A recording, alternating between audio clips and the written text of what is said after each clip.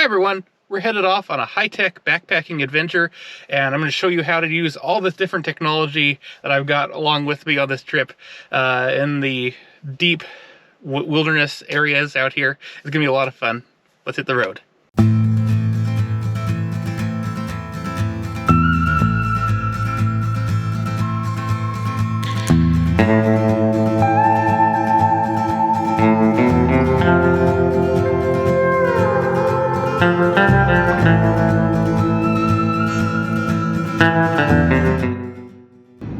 So we're on the way to the trailhead, and I'm navigating using Google Maps.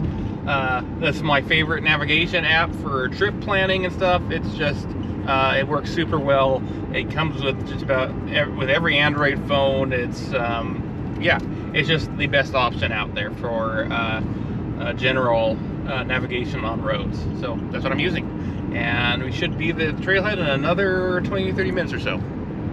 So, let's go.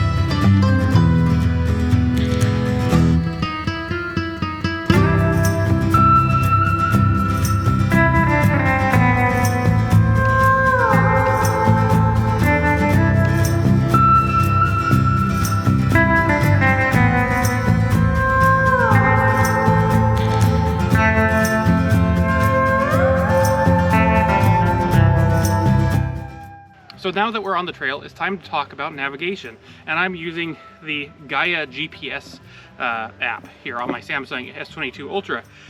This is the one that I found to be the best out of all the ones I tried.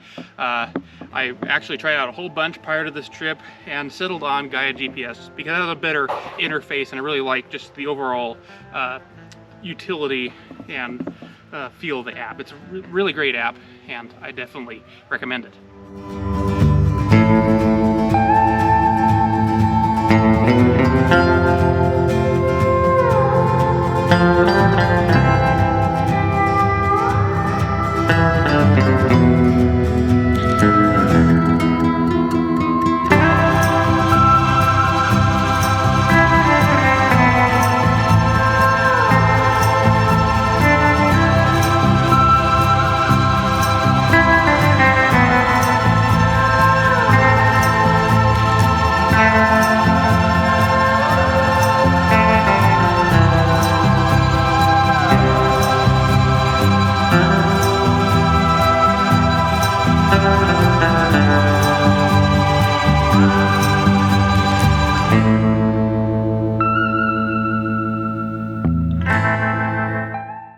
Quick tip here as we're hiking along.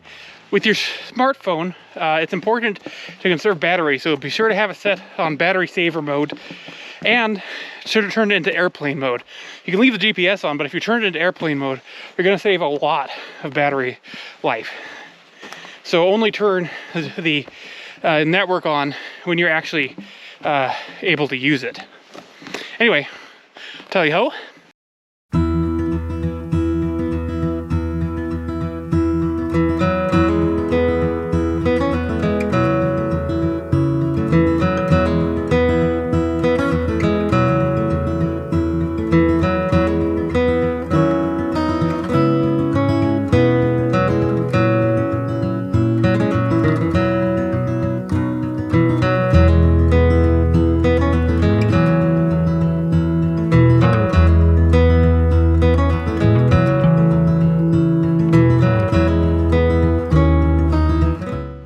So now I'm using an app called Peakfinder, which uses augmented reality and GPS data to identify all the different mountains around me. And it does a really good job, as you can see here.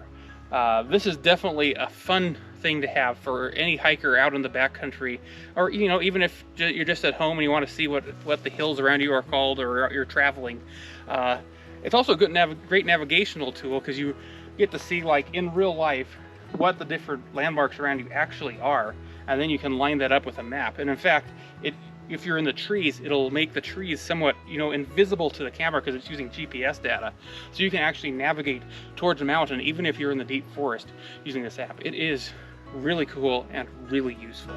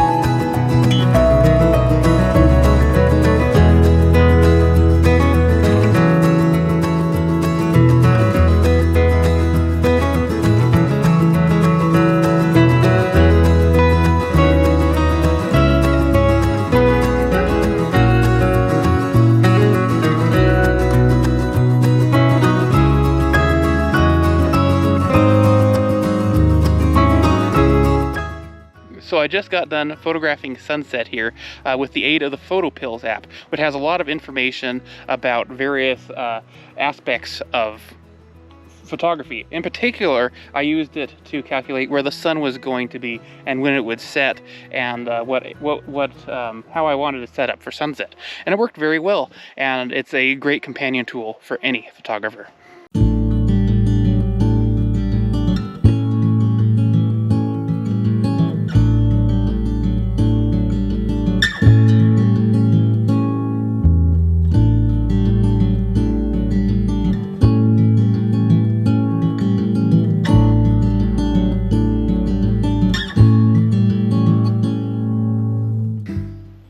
So I'm out here in the middle of the night to do some astrophotography with my Nikon Z6, and I'm going to use the Photopills app to show where the stars are and how to get the right composition with the Milky Way or with Polaris, and there's a lot of stuff I can do with that app, and it's very useful for this. But let's get some great star photos.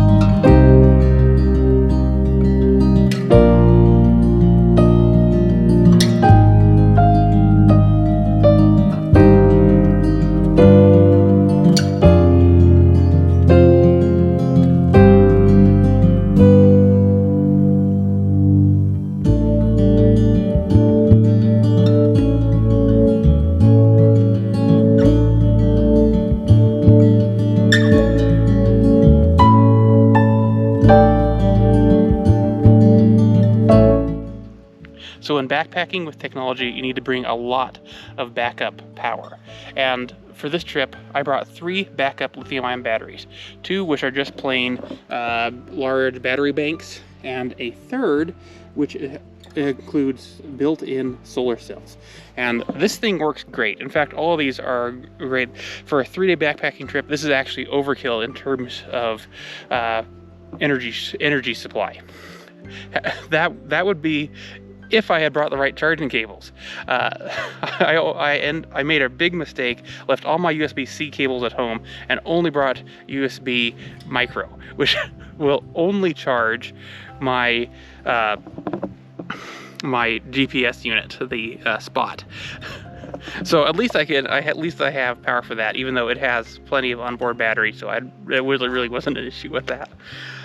Anyway, so I packed like 10 pounds worth of batteries into the backcountry, and all of them are essentially useless. So let this be a word of warning to you. Always remember to bring the right charging cables. Because if you don't, you'll run out of power pretty quick, especially with your smartphone. That's the main thing I'm having problems with. All my cameras, I've got actually an extra battery from one camera. The other camera has a large battery and won't need any extra juice. The only camera that actually has run out of batteries is the Insta360 One RS 1-inch edition, and that's because I had to do a star lapse last night, which is really cool, but it used all of the juice in the battery. So you only get one star lapse on this trip with that camera.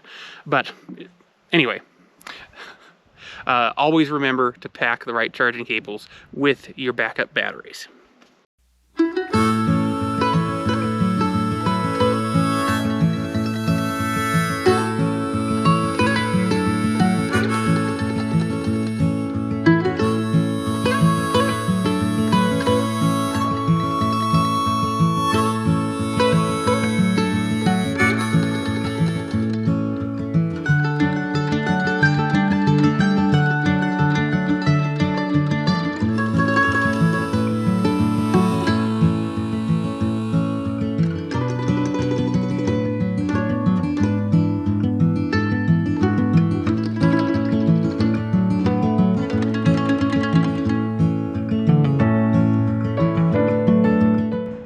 So when you're out in the wilderness, you can't always rely on consistent cellular connection or any cellular connection at all.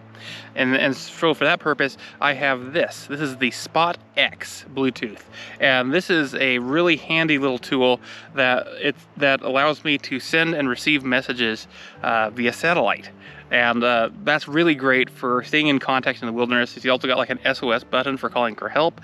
So wherever you are always within reach of help and are able to contact friends and family and communicate just in general. It's a really useful device, and it's a little bit there's a bit of a learning curve to getting to use it.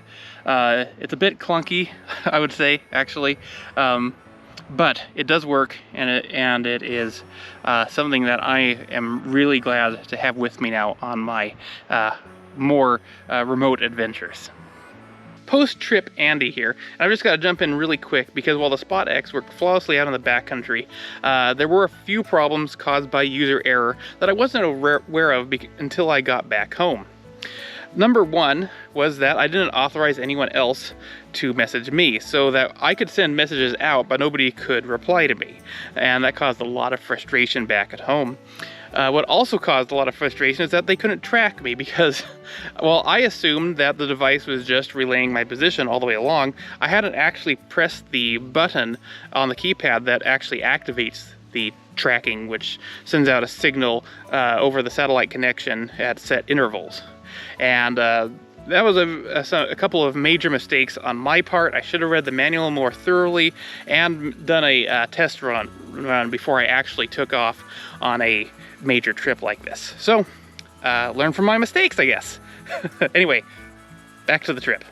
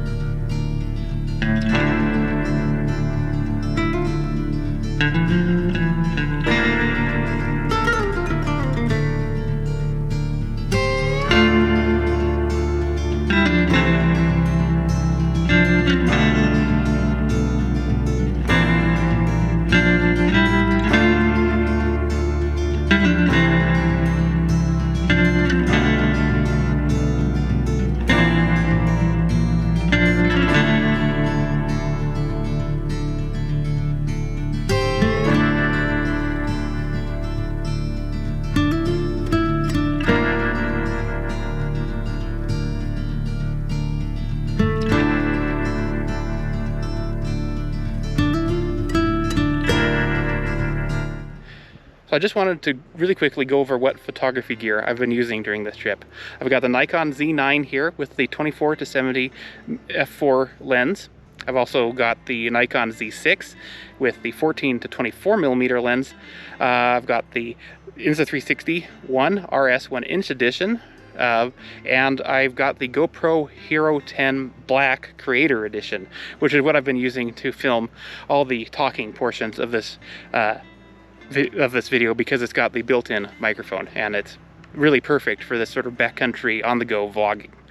I've also got a little mini tripod, and it's all been worked out really well. I just wish that my backup batteries, I hadn't forgotten my USB cable that would have charged all this stuff, so I would have had been able to get a few more shots. But I've actually done pretty well over these last 3 days just with the batteries in the cameras themselves.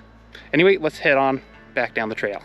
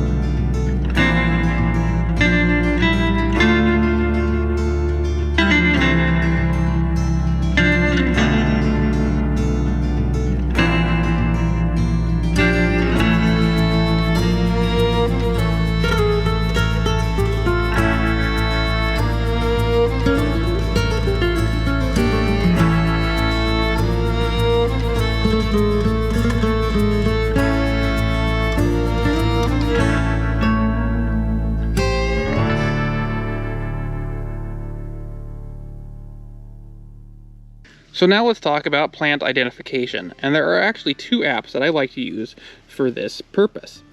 Number one is Google Lens. This is my favorite app for really identifying anything, not just plants. It's super reliable in my experience.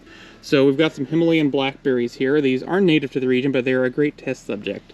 And I can just hit search here, and it'll look them up. And we see that they are indeed blackberries.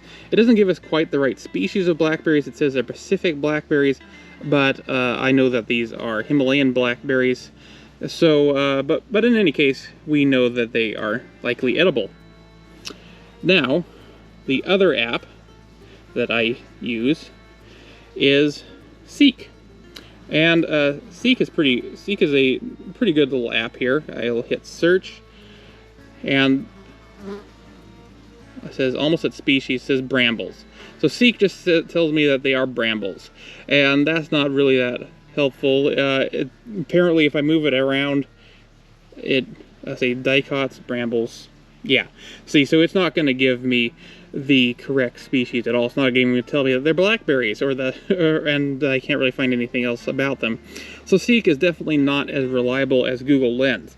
However, Seek works offline, which Google Lens does not. So I like to have both apps so that I at least have some plant ID capability, even if I'm not online at the moment.